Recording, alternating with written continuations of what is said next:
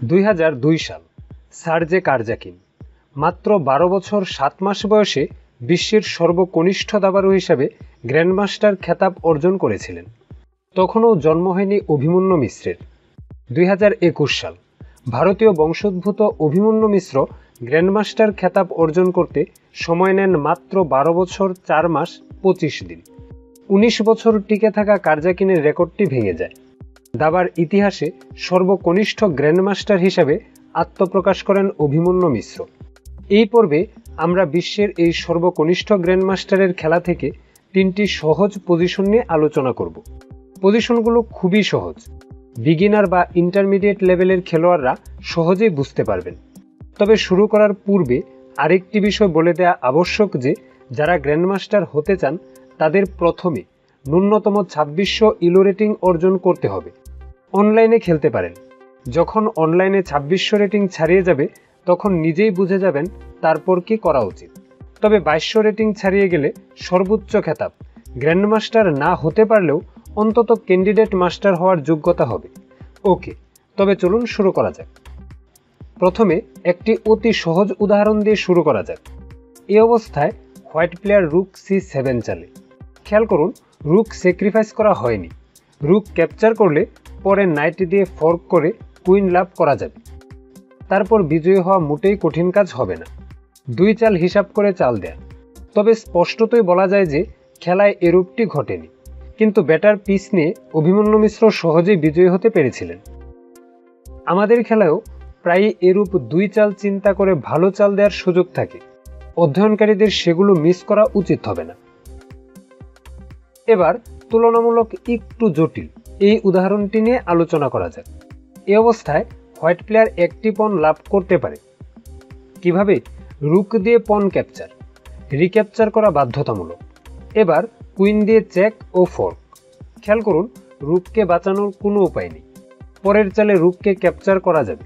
Fork ট্যাকটিক্সের সাহায্যে 3 চাল হিসাব করে চাল দেন। এখান থেকে হোয়াইট প্লেয়ার কিভাবে বিজয়ী হবে তা পরিষ্কার নয়, তবে আমরা সেটা নিয়ে আলোচনাও করব না। এটা পরিষ্কার যে হোয়াইট প্লেয়ারের বোরের গঠন ব্ল্যাক প্লেয়ার অপেক্ষা ভালো। হোয়াইট প্লেয়ারের একটি বোরে বেশি থাকবে। আমাদের খেলায়ও প্রায়ই এরূপ ফোর্সিং চালের মাধ্যমে গুটি লাভ করার অথবা পজিশন ইমপ্রুভ করার সুযোগ থাকে। অধ্যয়নকারীদের সেগুলো মিস করা উচিত হবে না। এবার সর্বশেষ উদাহরণটি নিয়ে বিস্তারিত আলোচনা করা যাক। এই উদাহরণটি লক্ষ্য করুন। সর্বশেষ চালে হোয়াইট প্লেয়ার নাইট দিয়ে পণ ক্যাপচার করেছে। এ অবস্থায় ব্ল্যাক প্লেয়ারের সঠিক চাল ছিল পণ পুশ করা। তবে ব্ল্যাক প্লেয়ার একটি ভুল করে বসে, আর তা হচ্ছে নাইট পিন করা। ব্ল্যাক প্লেয়ার নিজের নাইটকে স্যাক্রিফাইস করে হোয়াইট নাইটকে পিন করেছে। তার অর্থ অবশ্যই নাইটকে বাঁচানো যাবে না। খেয়াল করুন, নাইট সরানোও যাবে না। আর ব্ল্যাক প্লেয়ার পর্যায়ক্রমে আরও গুটি দিয়ে পিন্ড পিসকে আক্রমণ করে তাকে ক্যাপচার করতে পারবে। খেলায়ও তাই হয়। প্রথমে ব্ল্যাক নাইট ক্যাপচার।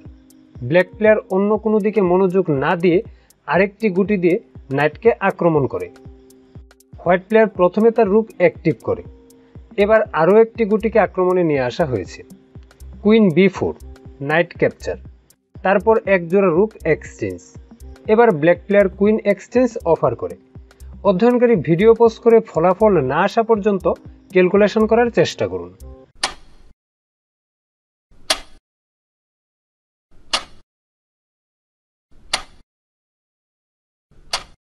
ওকে, খেয়াল করুন, ব্ল্যাক প্লেয়ারের ব্যাক র্যাঙ্ক দুর্বল। ব্যাক র্যাঙ্ক ম্যাট দেওয়ার একটা পরিকল্পনা করা মন্দ হবে না। প্রথমে কুইন এক্সচেঞ্জ করে পণ পুশ করলে ব্ল্যাক প্লেয়ারকে তা আটকাতে হবে। রুক ব্যাক করলে রুক B1, পরের চালে রুক B8 চালা যায়। রুক ক্যাপচার করলে রানী উঠে যাবে, আর ক্যাপচার না করলেও রানী উঠে যাবে। অর্থাৎ ব্ল্যাক প্লেয়ারের পরাজয় নিশ্চিত, কোনো উপায় নেই এটি ফেরানোর। আর রুক A5 চাললে যা খেলায় ঘটেছিল, রুক B1, পরের চালে রুক B8, ব্যাক র্যাঙ্ক ম্যাট দেওয়ার থ্রেট। ব্যাক র্যাঙ্ক ম্যাট ফেরালে প্রথমে চেক, চেক ফেরাতেই হবে, তারপর রানীকে তোলা যায়। এখন বিজয়ী হওয়া আর কঠিন কাজ নয়। ততটা জটিল ক্যালকুলেশন ছিল না, এখান থেকে ভিজুয়ালাইজ করা যেত। সামনের 4 চাল হিসাব করার দক্ষতা থাকলে এটা কোনো ব্যাপার নয়। অধ্যয়নকারীদের অবশ্যই এসব দক্ষতা অর্জন করতে হবে। যা হোক, আজকের আয়োজন এতটুকুই। ধন্যবাদ।